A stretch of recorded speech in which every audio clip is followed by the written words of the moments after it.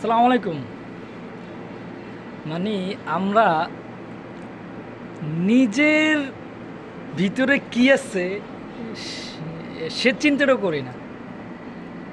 এখন আবার বিগত কিছু বছর আগেও কিন্তু এই যে ডক্টর মোহাম্মদ মিজানুর রহমান আজহারের কিন্তু বাংলাদেশ থেকে বিতাড়িত করা হয়েছিল। সে সামথিং কিছু কথার কারণে।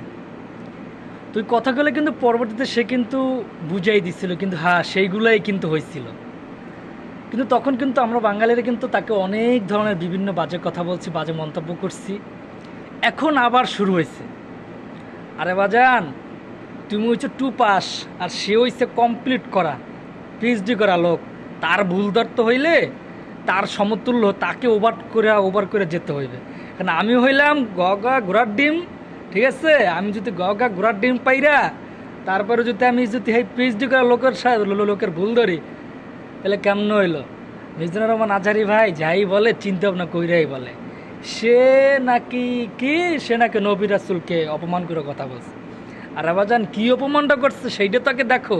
বাচ্চাদের কথায় কান দিয়ে তার ওই যে কথা আছে না, চিল একজন আইসে বলো যে চিল কি কান চিলে নিয়ে গেছে।